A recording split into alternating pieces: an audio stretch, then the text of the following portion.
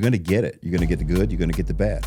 Don't let the good go to your head. Don't let the bad make you sad, because it just is what it is. People are going to be people, and their opinions are their opinions. So welcome to the show, Mr. Jay Harris. I didn't go to school for telemarketing. I didn't want to do telemarketing. It was just a job that I got because I needed to eat. What does an ESPN audition look like? They offered me a job, and I told them no. Why? Because I was dumb. Sports and politics, they have forever gone hand in hand. I was a huge professional wrestling fan growing up. Whoa. And we had Ric Flair on. What are your thoughts when the doctor comes back and tells you that you have cancer? Where do you draw that line between betting on yourself and being realistic? Oh man, now you're asking a question. And then you decided to take an opportunity that was going to give you $0. Why did you do that? You said the word opportunity. You know, I thought she was really cute. She was holding the conversation. Holding the conversation. Little dance. Yeah. And then, a couple months later, she didn't have a boyfriend anymore. I'm like, oh, really? Yeah. Oh, really? Rebound. Yeah. Tim Duncan.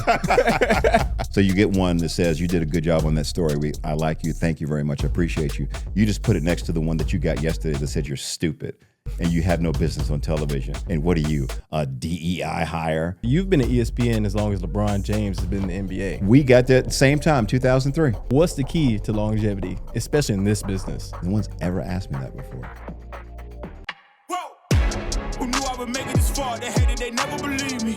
Yeah, I would never drop the ball. I know I make it look easy. Yeah, Mayweather with the defense. I don't care what a critic got to say. I got them picking up the pieces. That to me, you really playing with your life. I'm about to come and run it all back. I'm the new era, about to snap back. You ain't fitting for it because you all cap like. I flew out of Atlanta, so I drove from Birmingham to Atlanta last night. And my uncle lived in Atlanta, and then flew out this morning. Welcome back to the Stuck in My Thoughts podcast. As always, I'm your host, Justin Stuckey. This is the place you want to be to hear a one-of-a-kind POV. And today's point of view comes from the one and only. So welcome to the show, Mr. Jay Harris. How you doing, man? I'm good. How are you? Doing good. Appreciate you taking the time. This turnaround has been crazy to me. Seeing you on TV for years, getting a chance to meet you at NABJ, and now sitting down here, 2026. For starters, number one, congratulations on another clear screening. Thank you. I saw you put out the video. You. I appreciate that. Thank you. Your last couple months for you, just how have they been overall, just from that diagnosis to now? Different. I mean, you wake up.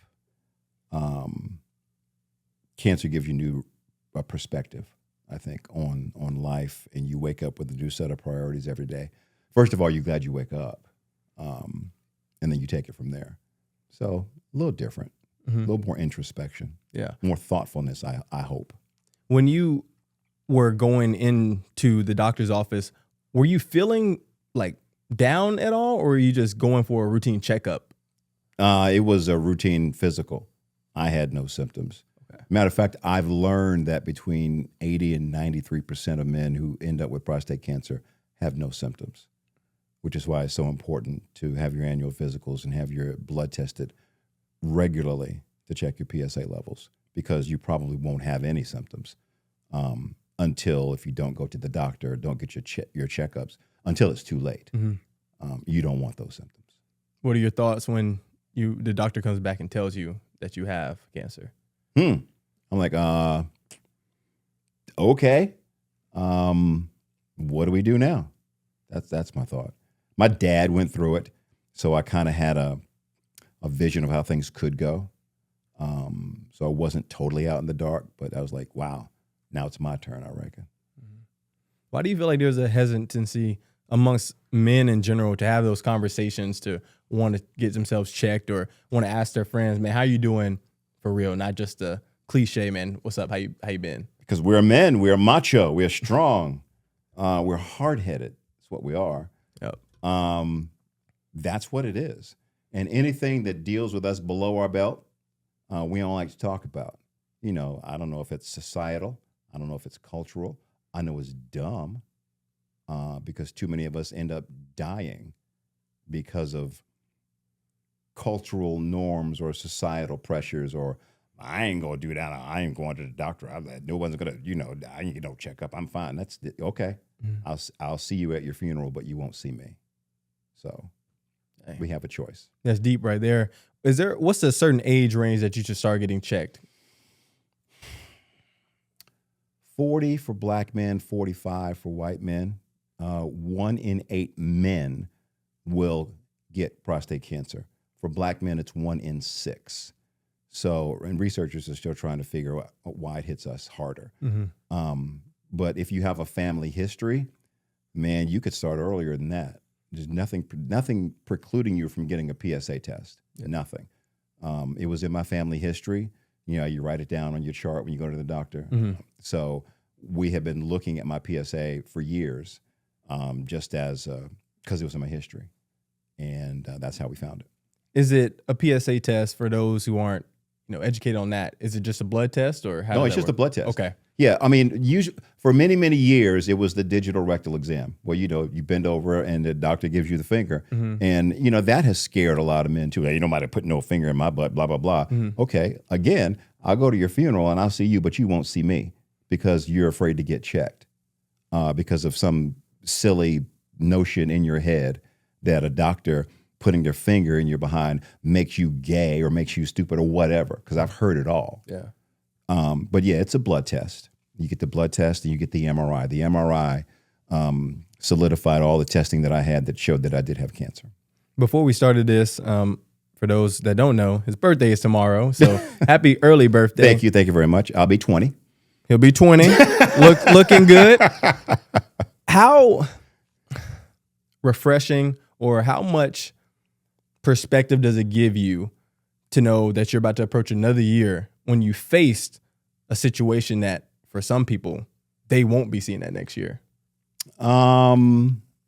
It goes back to the introspection I talked about before. And it's partially why I decided to be a little bit outspoken about this and put my story out there. If my celebrity and visibility helps someone, that's great. Hey man, another year, I think about family members who aren't here anymore. I think about how I can make this year better than last year. I think about my family. I think about, doing for them. And, as you get closer, because I'll be 61, as the numbers get higher, you start thinking about your mortality. You want to make sure that everyone will be good if you're not here. Not so much, legacy and what you leave behind, at least not for me, because people will have their own opinions on all that, and I'm not going to be here, so I don't really care. Yeah. But yeah, just more to make sure that the family's taken care of. That's the most important. I think the realization of the mortality is a huge thing. I think for me, I'm 25, but one thing that struck for me was the Kobe situation, and seeing somebody who's larger than life, always in those motivational speeches, the Mamba mentality, and then in the split second, they're gone. Or seeing family members go through their cancer diagnosis and things like that. I think that's huge because you talked about it. Men are stubborn, hard-headed, really don't want to show those emotions, but having somebody who is seen in the visibility, like you said, you're a celebrity, that can be outspoken and say, hey, man, like, this is real life. I don't want to go to your funeral and you can't see me, and I'm just looking at you in the casket. So I think that's a deep perspective. And one thing I want to go back on more of a lighter note, when you're going into your 61st year of life, and you talked about having the perspective of, I want to do well for my family, and it's up to other people to determine what the legacy is at that point. What do you think the legacy is at this point? Wow. That's a good question. I guess I kind of got a glimpse of it going through this experience, because I've been shown a whole lot of love, a lot of nice messages, a lot of nice thoughts, and people keep checking on me that I don't even know, which is cool. Yeah. So I hope that means my legacy will be a pretty positive one. Other than that, or outside of that, how deep someone wants to go, I don't know. But hopefully, for the most part, positive. I mean, I've made mistakes in my life, which everyone has. I'm a human being. I just hope the good outweighs the bad. I hope that for everybody. Yeah. There's a lot of positive and negatives in life. Yeah. And there's a lot of positives and negatives when it comes to the All-Star game. Segue. Segue. Yeah, I like that. It's a professional segue right here. I saw you were out in LA. How was your experience? It was cool. It was cool. I was out there hanging out with my good buddy, my sister, Nancy Lieberman, and the Retired Players Association. The good folks out there with the Prostate Cancer Foundation, hanging with them too. I mean, it was a really cool experience. I've been to an All-Star game before. It's been a long time. But to go out to all the events and the venues, the Intuit Dome, I mean, that's a crazy place. I got to check that out. Technologically advanced doesn't even begin to describe it. I mean, it's ridiculous. We had a great time. Which All-Star game did you go to before? In Orlando, I don't remember the year. I'd have to look it up in my phone because I do years by photos. Okay, yeah. Did you were you around the Obama? Did you get a chance to see the Obama? No, I saw the back of their heads from our seat. I wasn't close. I was not okay. on the floor. No. Okay. No. Well, the All-Star game, it's got a lot of controversy now, but it's one of the staples for my upbringing growing up, seeing the Mine stars. too. Yeah, seeing the stars for years on years and sports in general. For you growing up, what were some of your earliest sports memories? Some of my I grew up in Chapel Hill, North Carolina, so a lot of my early sports memories centered around the University of North Carolina, basketball, and North Carolina State. David Thompson was my guy growing up. Those are my first memories when they won the championship. I think it was 1973. I think. I wish I had my phone. I would Google Or to fact check that. Yeah, please do. Yeah, David Thompson, Tommy Burleson, Monty Tao, and that group. Yeah, that was really some of my early memories. Just growing up in general, I've heard the stories about how you took the test and it told you that you had the skill sets of being the interpersonal skills, being able to see the journalism down there on the bottom. At what point in your life did you realize that your boy band or the band that you were in wasn't going to be in the long run for you? Oh, that came early. I mean, we were pretty good at one point. Our little cover band we had in high school and my first year of college. But that's a really tough business, and if you don't know exactly what you're doing and have the right guidance or get lucky, it's just it doesn't happen.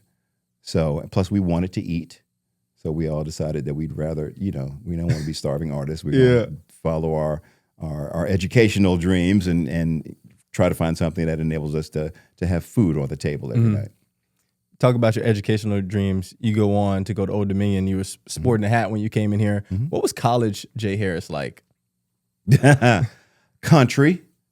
My big sister in college was like, "Why you got those corduroys on?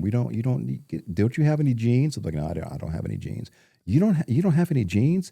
I just have corduroys. You are country, aren't you? Yeah, I kind of was. But I came into my own. I grew up in college a lot. Being more outgoing when I pledged my fraternity, Alpha Phi Alpha. Y'all see it. I'm repping.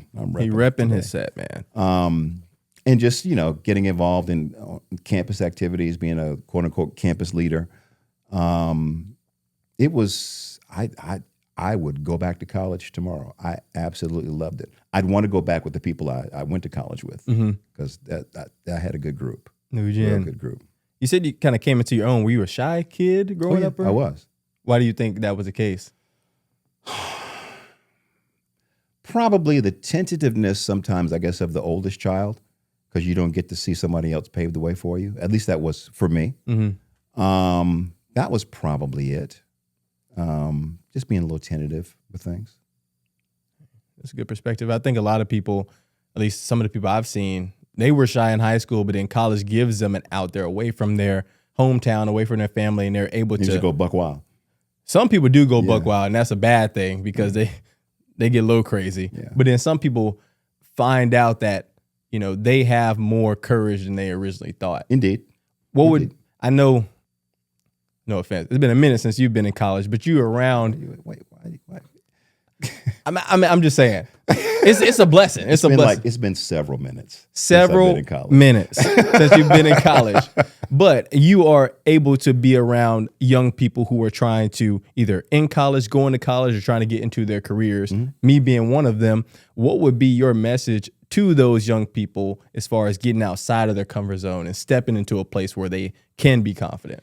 Well, I mean, there are a couple things that I would say. One, I would say whatever your craft is that you want to do or see yourself in 5 years or 10 years, learn your craft. Don't get caught up in all the toys that we have these days with social media and all that stuff and all the various distribution methods or whatever that we have. I mean, don't get caught up in that. I mean, unless you can find a job in it, unless you can make it work for you. But learn your craft. If you want to be a journalist, learn how to write. Learn what a good question is and how to ask it and how to listen and follow up. All of the things that a lot of folks consider boring. Kind of reminds me of Tim Duncan, learning the fundamentals of the game. When everybody wants to talk about, the GOAT, the greatest of all time, people don't really talk about Tim Duncan. I mean, he's got 5 rings, I believe. He was really, really good, one of the best power forwards ever. If not the. And just as boring as y'all get out, but just as dependable. And Tim's got 35 again and 20 rebounds. And just because he studied his craft. And you mentioned Kobe before, a maniacal studier. I mean, question, asker, probing your minds. I mean, Nancy tells me stories about her and Kobe probing her. You tried to, how did it feel when you came back at 50? What was it like? How did you train? All those little things. I literally watched that video last night. That's crazy. Yeah, it's amazing. Learn your craft. That's what I would tell them. And I'll go back. I think I had a different perspective when I was in college. I didn't live on campus. I chose Old Dominion. My parents were divorced. I chose Old Dominion. I chose Norfolk because I wanted to go be with my dad. Because that's where he lived. I wanted to get to know this fella that I had seen, during the summers and at Christmas and all that kind of stuff. The child that divorce goes through. Yeah, and it was the best decision that I ever made. The relationship that we developed or enhanced throughout those college years were fantastic. So I had a whole different kind of college vibe. I wasn't running around the dorms at 2:00 in the morning. Well, sometimes I was, but I didn't stay in the dorms. Yeah. I feel you on that. When studying and preparing for this, looking at your story, I saw that I think one of the best things that ever happened to you was getting turned down from grad school. Oh, God, yes. Oh, yes. I was sad at the time. I was because, I'd sent out so many resumes and tapes, and I go back and look at my college. Well, I don't go back and look at my college tape. 1, because I don't know where it is. And 2, if anyone ever finds it, don't look at it. Burn it, please. And it wasn't. I didn't think it was. Wasn't that great. So I get it. But I was ready to give up, and I did give up. And I said, forget this. And I applied to grad school, and the University of Maryland, for some reason, said, you know what? No.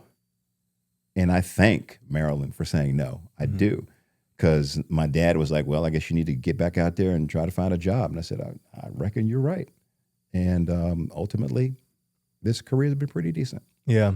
As you can tell so far, this show is very insightful, and I aim to give perspective and inspiration for whoever's listening. What is your view on rejection, and what advice do you give to the people when they face it? Because it's hard at the time to say, oh, this is going to be a great thing when you face that. No, in the moment, it sucks. It's terrible. You're sad. You feel down and deflated. But a lot of it is, how have you come back from other rejections that you faced in your life? And this is an example that I like to use that you don't see a lot, because y'all young folks, at least from what I've seen, watching my kids go through middle school and high school and college, y'all don't dance. You stand around with your phones taking pictures. Stuckey household, we dance. Yeah. We learn to dance. Okay, in the household, at school, out in the public. We learn in the house. You learn in the house, but out at parties, events. Yes. Oh, I'm dancing. Okay, all right, good. Yes, the other population. I'm glad. Well, I don't know, because I watch the kids, young kids, and I'm like, why don't you go over there and ask her to dance? I don't think, and you danced. Maybe there's some other folks who don't. That rejection when someone says, No, I'm not dancing with you. Oh, yeah, that's tough right there. Yes. In the moment, you got to figure that out because you got to deal with that, and you got to go back over to your boys who are like, she said, man, she rejected you. You ain't going to get no dance from her, and you like her and all this stuff. And you have to deal with that in the moment. Mm-hmm. Little things like that kind of prep you from where Marilyn says no, because you've been through rejection before. It's not the same, but it's the same kind of feeling that you get. So I wasn't naked in that feeling. I knew it before because, I've been turned down on the dance floor a few times until I got better. Yeah. So I just, after I had my pity party, and that's fine. You can have a pity party for a couple of minutes. Mm-hmm. Get back on the horse and keep riding. Yeah. I think nowadays, I think there was a song out there, it goes down in the DMs. A lot of my generation, they'll shoot their shot that way. Not many people want to do the face-to-face because, like you said, they're scared of rejection. Mm-hmm. Yeah. Y'all got to get out there. I've had my fair share of going up there. I hit a lot of shots. Mm-hmm. I didn't get rejected too many times. Okay. But at times you do get rejected, it sticks with you, but you learn to get better. But if you don't shoot your shot, you don't get the practice, and you don't know what it feels like when you get that swish. Yeah. Got that confidence. Yeah. But you ready for the next shot. My dad said the worst a girl can say is no. Absolutely. So you don't know. It's going to be no unless you go ask. Absolutely. So guys out there, and even ladies out there, I've seen that a lot. Now, ladies, shoot your shot. A lot of young brothers out there. I think they're better at it than we are. I think they have a different confidence level than guys do. True, yeah. How did you meet your wife? It was at Old Dominion.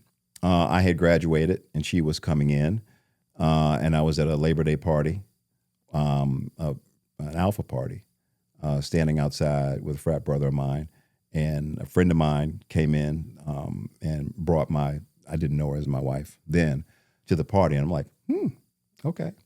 And we all went inside, and I don't know the song that came on, but I liked it, and I grabbed her and said, come on, let's dance. And we were dancing. And she said, you're cute. And I said, excuse me, what'd you say? Because I wanted to see if she'd say it again. And she didn't. I was like, oh, okay. All right, it's like that. So we talked and hung out that night and blah, blah, blah. And she always accuses me of going off with some other woman later that night. I mean, I did, but I wasn't going to tell her. But, that's how we met. Mm-hmm. And, she had a boyfriend at the time. Oh, she did. That's the kicker. Yeah. I didn't really care because I wasn't really trying that. I thought she was really cute. She was holding the conversation. Holding the conversation. Little dance. Yeah. And then, a couple months later, she didn't have a boyfriend anymore. I'm like, oh, really? Yeah. Oh, really? Rebound. Yeah. Tim Duncan. And, it went from there. You see what happens when you pull a lady on the dance floor? I'm telling you. I love it. That's true. I didn't give her a chance to say no. I'm like, come on, let's go dance. Like that. I'm telling you, sometimes it's just oblivious confidence. Take you a long way. Yeah. So when I was researching and studying for this, there was something that took me aback and actually gave me even more respect for you. What was this? You had a job. Getting paid. Oh, that, yeah. $16K. Yeah. That's money. It was back then, yeah. And then you decided to take an opportunity that was going to give you $0, yes. 0 coins, not even 1 penny. Yeah. Why did you do that? You said the word opportunity. And I was doing telemarketing, and I didn't go to school for telemarketing. I didn't want to do telemarketing. It was just a job that I got because I needed to eat. And I had an opportunity through, networking, and a friend of mine in Virginia at the time. And I called him up. And I said, I don't want to do this. I want to do what you're doing. He was a news director at a local radio station. So I can give you plenty of opportunity. I can train you up, teach you everything I know, but I can't pay you any money. I don't have it in the budget. So talk to mom and dad had the final say because he'd be moving back to his house in Norfolk. And he's like, is this what you really want to do? I said, yes, it is. And I think this will be a good opportunity. And he said, well, come on back and let's do it. So I took my 1 suit and my 2 ties, moved from D.C. back to Norfolk, and became a radio news reporter and learned the ropes. Where do you draw that line between betting on yourself and being realistic? That's a good question. I don't know, because it's really difficult for me to tell somebody when they should close down their dreams and be quote unquote realistic. I mean, I've mentored many people who wanted to do various things in this business, and I would look at what they do or go, I don't know. Yeah. But if they were really, really passionate about it, I'm going to encourage them, because if they have that passion, it means they go work. Mm-hmm. They go try and get better. So if it's in you, if that fire is burning in you, go for it as long as you can. Push it as long as you can until you absolutely, if it's not working, until you absolutely have to say, that's not for me. I got to go do something else. And the rest of your life situation can dictate that. You may be single. You may have a family. You may have a child on the way. You may have bills. You may have medical issues. You may have stuff with your parents. All that stuff, affects what you can and cannot do, and how much you're willing to try until I need to go back and take care of the situation. Yeah. So it just depends. It's really hard for me to say, but it's got a lot to do with whatever passion is inside you. Props to your parents for supporting you in that manner for whatever dream you want to do. True. How have you aimed to support your kids same way they supported you?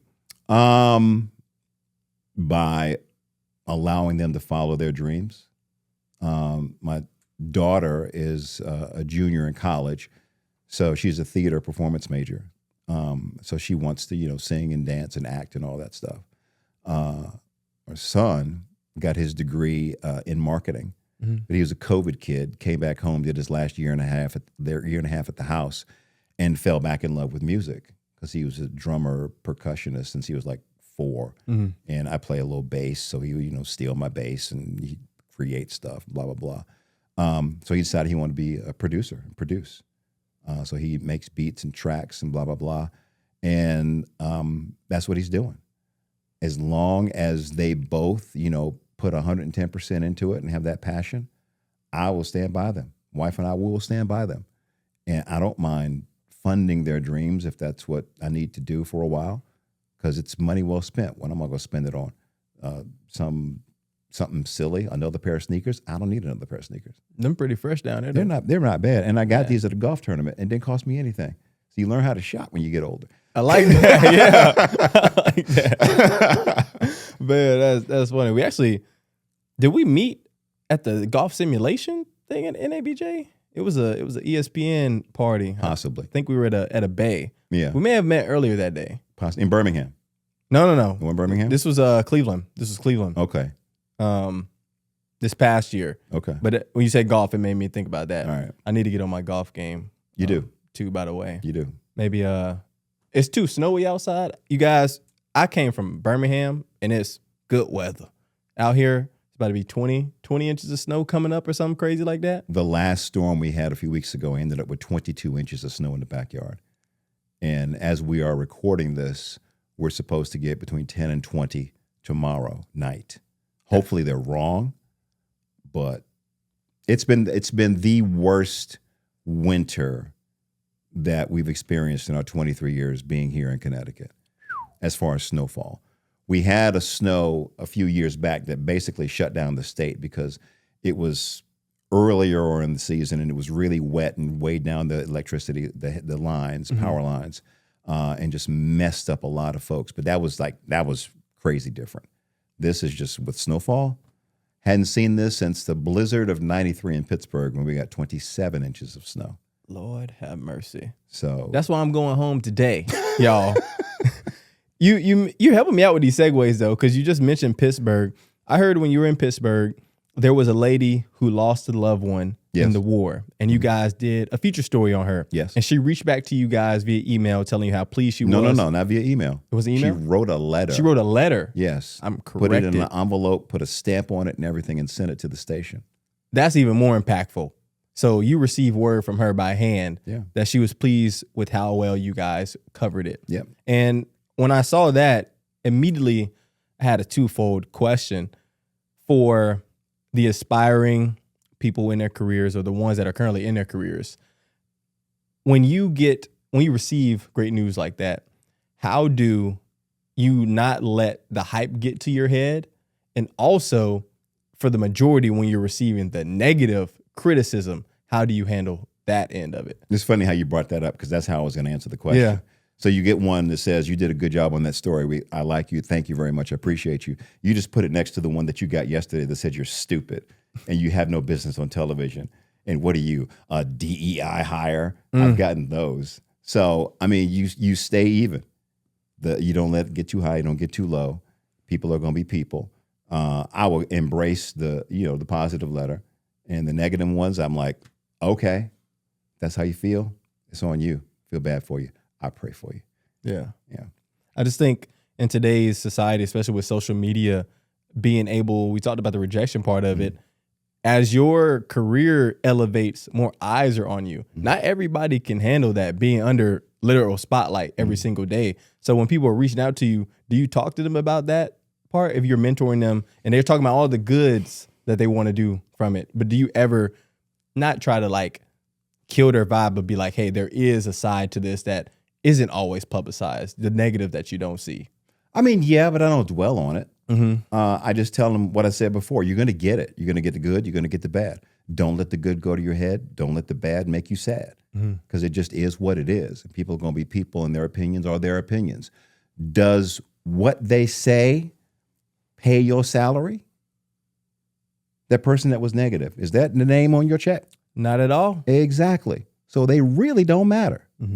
That's how you got to think of it. They really don't matter. Let the positive edify you. Let the negative, here's the thing.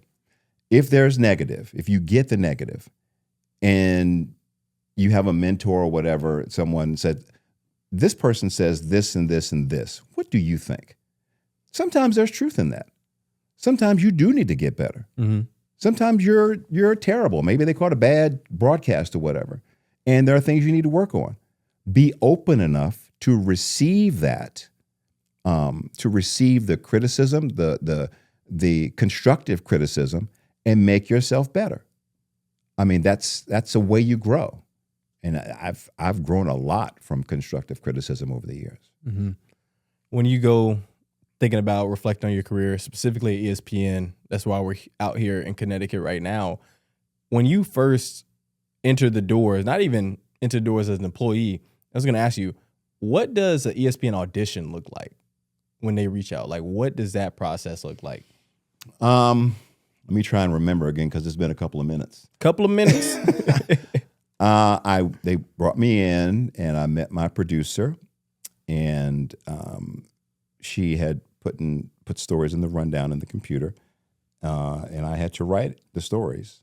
And I had a couple of highlights, shot sheets. And coming from news, I'd never done a shot sheet before. I mean, I was a sports fan, and it was basketball. I like basketball. So it wasn't that difficult just to get into the game, read the shot sheet, get into the game, and whatever, personality that was in me that day, let that out. Yeah. And that was it. From what I understand, they liked my audition, and someone wanted to make me do it again and throw a couple of curveballs at me, but they were like, no, he's leave him alone. He's good. Yeah. And then they offered me a job, and I told them no. Why? Because I was dumb. Because I was, how old was I? 38.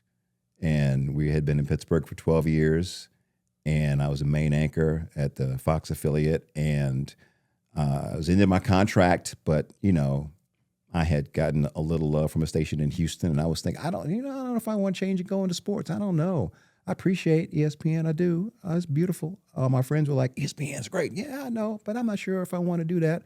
So I said no. And the guy that brought me up was like, okay, if there's anything I can do for you in the future, just give me a holler. Call me up. I think it was the next day. They really want to hire you. And I said, well, tell me about the job. It's like ESPN News and nights and weekends and blah, blah, blah. I said, well, how much does it pay? He gave me a range. And I said, well, I'm in that range now. And yeah, I don't know. I mean, Connecticut winters are cold, like Pittsburgh winters aren't cold. And the boy, I think he's 3 now. I just don't know if I want to move around. My wife's dad was in the military, and I don't want to move him around, blah, blah, blah. I was making every excuse. Yeah. Yeah. And I appreciate it, but I don't think so. He's like, okay, if I can help you in the future, let me know. He was a family friend. Come to find out, my wife called him It's like, is this a good opportunity for Jay? Yeah, I really think it is. All right, I'll take care of it. And I tell the fam, I say, hey, bye. Okay, bye-bye. So that was going on. And my agent was like, why don't we throw a number at them and see what they say? Sure, do whatever you want to. I really don't want to go. Mm-hmm. He did. They didn't meet the number, but they got close. He's like, you need to think about this. All right, think about it. And I asked some friends, and my friends were like, why are you still here? Can I curse on your podcast? Yeah, do what you want to do. Dumbass, why are you still here? My friends probably would have told me the same thing. What is wrong with you? It's like, you really? Yes, stupid, go.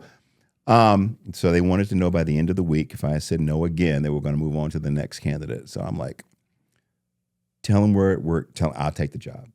Everybody seems to think that this is a really cool thing, and it is ESPN. So yes, we'll take the job. Great. Went to bed that night, woke up the next morning. I'm not going. I don't want to go. And You're like a kid on the first day of school. Exactly. And my wife looked at me like, she looked at me with pity in her eyes. You know how they look at you and they know you about to do something stupid, but you have no idea that you're about to do something stupid, but they know? She had that look in her eyes. So I got the legal pad out, she did, and the pros and cons and the Disney benefits, the health benefits and the Disney benefits made it the best decision that she and my friends made, because I probably would have messed it up again. Yeah. Because I was not thinking globally. I was thinking news versus sports. I wasn't thinking storytelling. I wasn't thinking, I enjoy hanging out with the sports director at the station and my friends that did sports, because it was fun going to games and going with them. I was like, this is fun. Mm-hmm. I wasn't thinking that. I don't know what I was thinking. Yeah. But the Lord has mercy on fools and babies. Yes, sir. Yeah. And hindsight's 2020. Yes. What do you remember about your first day there? Oh, goodness gracious.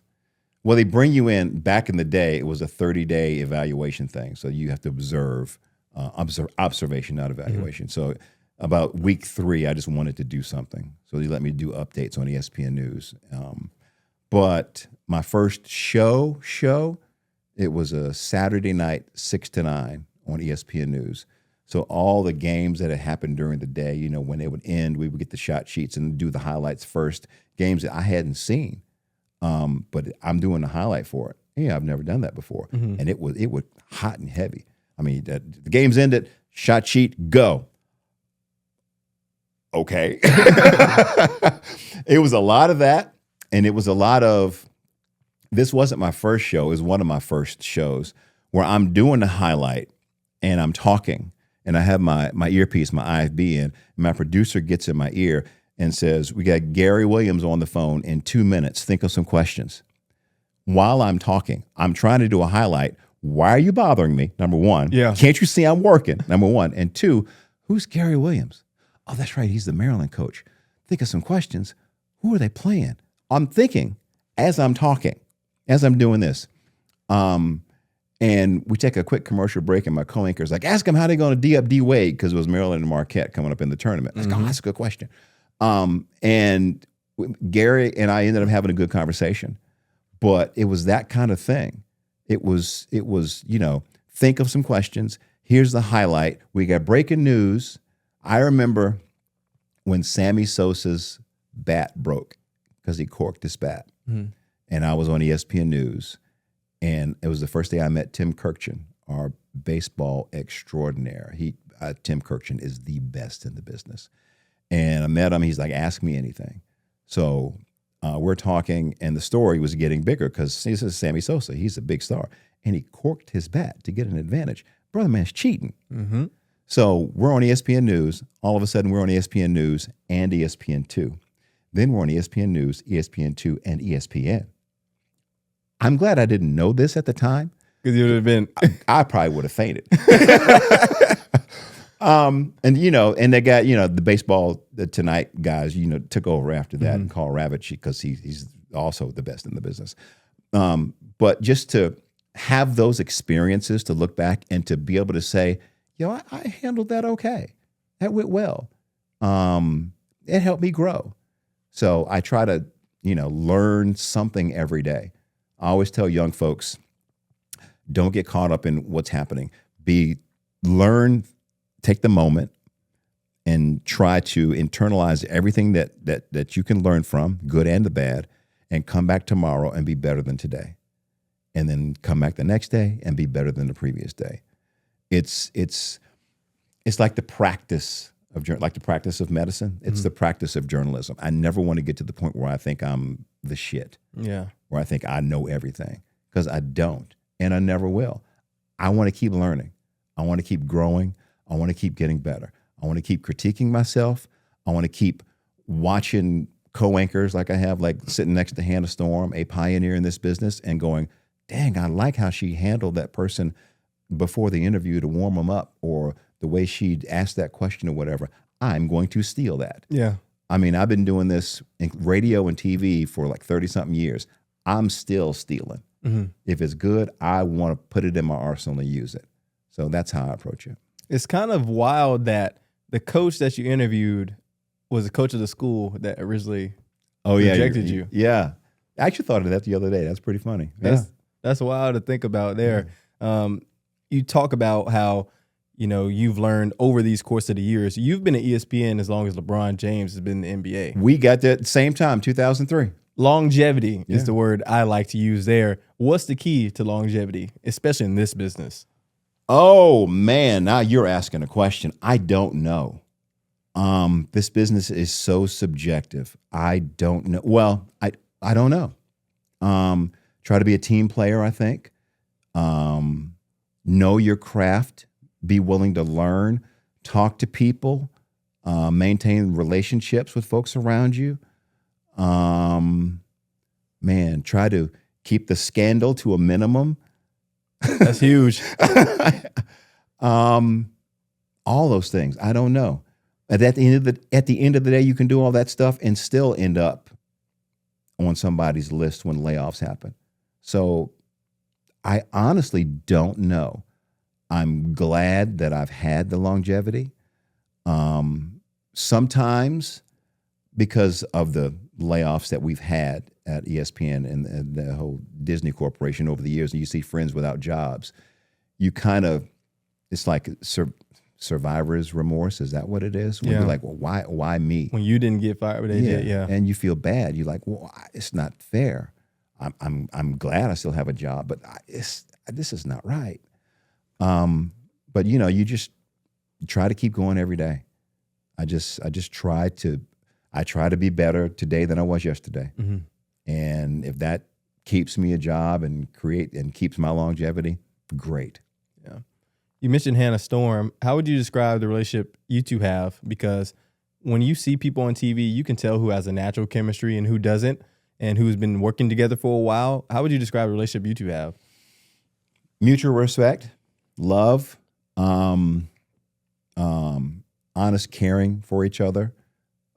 She was one of the people who held my hand through the cancer thing, because she had her own scare last year, catching breast cancer early. So just mutual admiration, because I remember when she first came to work at ESPN, and I'm like, that's Hannah freaking Storm. I remember watching her on the NBA, on NBC, and things that she's done over the years. So the respect was through the roof when I met her. And for heck, man, don't start me to naming people that I've gotten to work with over the years. Hey, name drop, man. No, it's because I've worked so many. Yes, and the caliber of person and talent that I've been able to sit beside, it's just been amazing. The people that I've been able to learn from. And hopefully when the young folks have come through, that they think the same of me. Hopefully, we'll see. Because I won't know it, because y'all talk about it, and y'all won't see y'all. Y'all will see me. Oh, come on now. But man, it's just been, it has been a blessing, an honor, and a privilege to work with all the talented people that I've gotten to work with. Yeah. That's great, man. The relationships go a long way. It's about the relationships and really life in general. One thing I was curious about you've worked a lot of early mornings and a lot of late nights. What's the routine to approaching those? Like, what is your Like life routine? No, just going into the studio super early in the morning or super late at night. Like, what is your routine? How do you get yourself ready to operate at a high level? Oh, you don't have a routine. No routine. No, it's just you gear yourself up based on when the alarm needs to go off. Like this morning, I did. Our show came on at 9. I had to be in by 6, 3 hours before the show, so the alarm went off at 4:45. When I used to do the 11 many years ago, I mean, you get up whenever you get up, but you can't stay in bed too long because you have things during the day that you need to do. Take kids to school, pick them up from school, blah, blah, blah, honey-do list, all that stuff. Yeah. And then you get to work 5, 6 o'clock, whatever, for the meeting. And then you stay and you do the show. That is tough for, well, I'm older now, but, you have to stay up. And I'm like, I don't want to be talking about, I love my job, but I don't want to talk about sports at 2 o'clock in the morning. I want to go home. Yeah. So I guess, I don't know if there is a routine. You just look at what I need to be there by and you adjust accordingly. I haven't had an opportunity to talk to many people who were covering sports during the COVID experience. Mm-hmm. That was a whirlwind for everybody. What were y'all doing when you initially weren't having live sports at the time? A lot of The Last Dance. Oh, that was a great documentary. Yeah, and they pushed it up a little bit so we could have it. I mean, talking about the Bulls in the 90s and talking to people that were on the teams or involved in blah, blah, blah, gave us a lot of content. I remember we having a fantastic interview via Zoom with Bill Winnington. COVID gave us the opportunity to talk to people because there weren't live sports, there weren't highlights per se. So we had a lot of guests. So like when Kareem Abdul-Jabbar came on the show, and I'm like, I'm talking to Kareem Abdul-Jabbar. Oh my God, this is so amazing. Yeah. And I was a huge professional wrestling fan growing up. Whoa. And we had Ric Flair on. I did not know that about you. I'm a huge wrestling fan. My people know. Scratch. Finish your statement, but I have another question. I was just gonna say, talking to Ric Flair, having Ric Flair on the show was like, this is Ric freaking Flair. This is Rolex wearing. Yes. Diamond ring. I love it. This is the guy who, when he was at, and I told him about this, when he was at wrestling one time at Norfolk Scope, and he was a bad guy, wrestling Rufus R. Freight Train Jones back in the day. I had a big old cup of whatever soda. I balled it up and I threw it at the ring. And I made it to the ring, and he was taking his robe off, bow right on the back of it. It wasn't heavy, it was light, but and because he was a heel, he was a bad guy, and I didn't like him at the time. And I told him about that. He's like, "Man, you just like everybody else throwing stuff at me." But it was just to be able to talk to him and all the other folks that we got to talk to. There was a lot of bad about COVID. I did like that part, and the parking was really good too. I ain't gonna lie. Man, So what were you going to say? The wrestling part, right? I didn't know that you were a pro wrestling fan. Since I was 6 years old, I've been a pro wrestling fan. I got a chance to meet my GOAT, John Cena, this summer. Really? Yeah, it was amazing. Hopefully we'll have him on the show at some point. How was that for you? It was good. I feel like it was an opportunity where obviously you see somebody who is a character spotlight, but kind of getting to see him talk as his normal self. Going up to him, I already knew what I was going to ask him. It was, there's a lot of fans who, John Cena acting like that. My first question to him, I introduced myself and I was like, hey, how can I sit down with you? I said, I seen you on Shannon Sharp. I seen you on Chris Van Fleet. You've done these other podcasts. How can I get you on my podcast? And I think that question just ultimately gave a different perspective because I don't think he was used to that. What did he say? He was like, wow. And then he just was like, usually it's done through so-and-so, and I knew his agent, knew his rep. So we just had a conversation. Obviously couldn't do something right there on the spot, but just planting the seed. And for me, it was huge. Everybody, that post that I put out, it blew up because everybody knows John Cena is my guy. But enough about me. My question to you is, what is your pro wrestling Mount Rushmore? Your 4 greatest in your opinion? Oh, goodness. No one's ever asked me that before. And this is not going to be easy to answer. I'm going to leave somebody out. Okay. Well, it's gonna be older guys. So, whew. Ric Flair. Ricky Steamboat.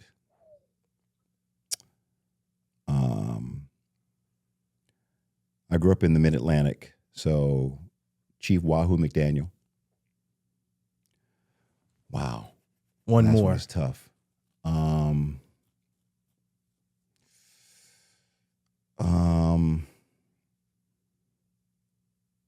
Tony Atlas. Tony Atlas. 'Cause there weren't too many brothers wrestling. Weren't too many. Yeah. Hey, Tony Atlas. you heard it right here. Jay Harris is pro wrestling Mount Rushmore. I love It's tough that. though, because I don't want to leave Blackjack Mulligan out or Greg Valentine. I'm surprised you left The John. Rock out. Well, see, I was a little older, and I was territorial with my likes.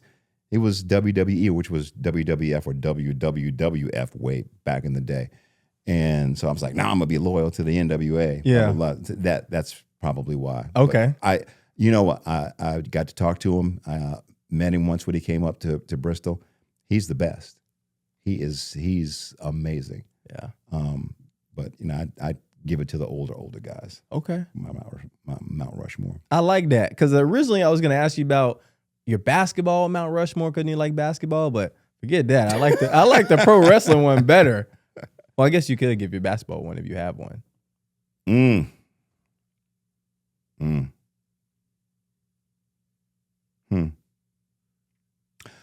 Okay. Bill Russell.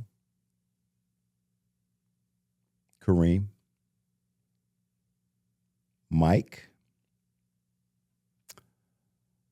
Oh, goodness. I hate these questions. There's only one more that really needs to be on there. It's either Magic or Larry for me. Oh, those are some good ones. Yeah. That's not the name I was saying was only one more. Where were you going? LeBron Raymond James. Oh, yeah, he's good. He would be on. No, not because I go back. See, it's all about your childhood. That's for true. Me, and your developmental. And LeBron and I, it was 2003. I was 38 years old. I probably had my Mount Rushmore kind of cemented a little bit before that. Before I even knew who a LeBron was. Yeah. I'm surprised I didn't put David Thompson up there because he was the guy. He was my guy. Yeah. So maybe I'll put David Thompson up there. Just like you said, this industry is subjective. Mount Rushmores are always Absolutely subjective. Yeah. You go on my plane ride back, I'm gonna be thinking about all of mine. Yeah, and I feel bad that I didn't mention Julius Erving because we share a birthday. Yes, birthday's tomorrow. His dunks were insane. He was at the did you see him at the All-Star? Oh, I did. Okay. Yeah. You met him before? Oh, yeah. Okay. Yeah. Hey. You probably met a that's my lot of dude. people. I've gotten to meet a lot of people. Been very blessed that way. And gotten to take the fam to meet some folks. Oh, here's a funny story. It was at Jeffrey Osborne's golf tournament many, many years ago. And my daughter brought her friend with her. And her friend would call back and, tell her dad the people that she met. Mm-hmm. And she's like, yeah, Dad, I met a guy today, and he's a magician, and he's really tall. She said, a magician? You mean Magic Johnson? Yeah, that was him. Yeah, I met him. And I met this other guy. He was really tall, too. He was a doctor. I don't know how many patients he had, but he was a doctor. He said, Dr. J. Julius. Yeah, that's the one. I mean, she had no clue. And it was the cutest thing. Oh my goodness. They were just walking up and saying hi to people and taking pictures. And it was great. Taking pictures with Mr. Smokey Robinson. Yes. It You love the obliviousness. Yes. Like that's the oblivion, I guess. That's funny though. was just the best. Just the best. I met a magician today. That's crazy. On your Mount Rushmore, first person that you named was Bill Russell. Mm-hmm. And Bill Russell was iconic on the court, but in my opinion, more so off the court. And you've seen a lot of different people come out. Phil Jackson's one that comes to mind where they say politics don't belong in sports and there should be a separation between the two. And now you see in the NFL on the back of the helmets, like you have different sayings like in racism and different things of that nature. What is your take on that? Politics and sports? Mm-hmm. Sports are life in many ways, and politics is part of life. I don't think you can separate it. I mean, society shaped sports specifically because there was a color line in all of the sports. I mean, that if that's not political, I don't know what is. Or the bad part of society controlling a particular area. So was it political when Jackie Robinson broke the color line in Major League Baseball? Yeah. Did he create the color line? No. But he was the one to cross it. And that led to other folks coming into baseball. And all sports have that. So, I mean, sports and politics, they have forever gone hand in hand. Whether it means righting wrongs, whether it means speaking out, using your platform, that's just how it is. Love that answer. That was one of the questions I was like, I don't know how this response will go or how this question will go over, but it was something I thought about heavily because in my generation, you see so much of it. Like you hear about the historical part of it, but then you start to see it in play. Like you mentioned COVID. Mm-hmm. That was a time I told my friends, I was like, bro, we were really living in a historical moment. You see what was happening out in the world. And so I just wanted to gain your perspective on that end of it. And see, what we have is an inability to talk about things in this society, in this country. They say you're not supposed to talk about religion and politics at the dinner table. I think you should. Yeah. Why not? Why can't you have those conversations with somebody? Why can't you learn about someone who thinks differently than you, and then take their opinions and their experiences and marinate on them for a little bit? Because just because you've gone through A, B, and C, that don't make you right about everything. Maybe their D, E, and F fits into your A, B, and C, and you mesh them somehow, and you learn and you grow. Mm-hmm. So we have to have those conversations in order to get to that point. So I think we should talk about everything. Yeah. Stop being little chicken punks. Chicken punks. Don't be them. I think everybody needs to go back, sit down, put the phone away, and watch Remember the Titans. And I think society great movie will do a good service. Great movie. Watching that movie. Great movie. A lot of lessons to be learned in that movie. Every single day of the week. I might go home and watch it today. Hey, Disney guy. It's on Disney Plus. Go check it out. All right, Jay. The name of the show is called Stuck in My Thoughts. And everybody that I sit down with, I ask them the same question. What do you get stuck in your thoughts about? I don't know if I get stuck in my thoughts about particular issues. I get music stuck in my head. What kind of music? A lot of it's Prince. Ooh. Yeah, a lot of Prince. Do you think he had the greatest Super Bowl halftime show? Absolutely. This is where we differ. Who's yours? I think it was the brother that stood up on that stage and didn't say nothing for 3 minutes and people was falling out and screaming. Michael Jackson? Yes, sir. He was really good. Yeah. Prince was better. Prince played guitar in the rain, in heels. Yeah. On a slippery stage. You want me to be honest with y'all of what threw me off about Prince? What? Never knew about Prince. It wasn't my era, really. I grew up and I was watching this like documentary, I guess, or something on him. This was my first ever impression of Prince. And he was on stage and he was doing his thing and he turned around and he had assless chaps. Ever since then, that threw me off. I'm not gonna lie. Ever since then, that threw me off. And I just obviously Purple Rain and his legacy songs are huge, but there's just some things you don't forget as a kid. And that was my very first impression. I can understand how you wouldn't forget that as a kid. Yeah. Yeah. My first impression of Mike was when he brought out the moonwalk. So that was just a whole. I can dig it. You know what I'm saying? I can dig it. My first impression was Mike when it was the Jackson 5. And they were my favorite group. Yeah. And in the last couple of days, I was on a plane last week, and a lot of the stuff that I had thought I downloaded, I didn't. Mm-hmm. So I'm like, let me see what kind of music I have. And I started listening to the Jackson 5 greatest hits in headphones. Oh my goodness, they're so good. Yeah. So good. Their harmonies. Even, I know it was probably the Funk Brothers, the Motown band, house band, playing a lot of the instruments, but they played too. I got a lot of respect for people who can play. That's why I gravitate towards Prince. Yeah. Mike was great. He didn't play. He could dance. He could tell you what he wanted. He was really, really good at it. One of the best ever. Mm-hmm. But, that's why Prince could play everything. A lot of great music out there, people. Yeah. Just make sure you tap in. That's what's stuck in my thoughts. Love it. Thank you. I have a plane ride back. I'm gonna go listen. I'm gonna give Prince a shot. I'm gonna give him a shot. Okay. See, I'll let you know what I think. All right. Listen to Sign of the Times. Sign of the Times. Yeah. Okay. Steve, you like that? Sign of the Times. All right. Okay, I asked every guest this as well. Okay. You ask every guest a lot of questions. No, these are the only two consistent questions that I ask. What do you get stuck in your thoughts about? And my podcast and my show has been built on relationships. Mm-hmm. Who in your network should come on the show next? Have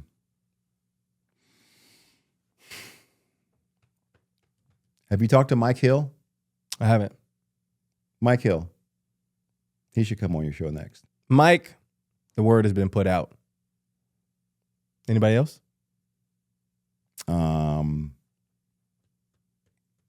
have to think about it. I'll text you. Yeah, we'll think about it. Well, Jay, I appreciate your time. Thank you for, taking the time out of your day. You've been up early. Hopefully you can go home, watch Remember the Titans, and brave this snow out here. Oh, yeah. You had to remind me about the snow coming. Thanks. Sorry, man. Thanks a lot.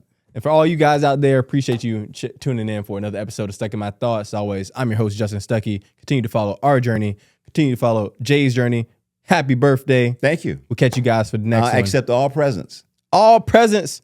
Send them to... You need to put my Venmo out there? Send them to ESPN. We'll put the Venmo in the description. We out of here. Appreciate it. Whoa. Who knew I would make it this far? They hated, they never believed me.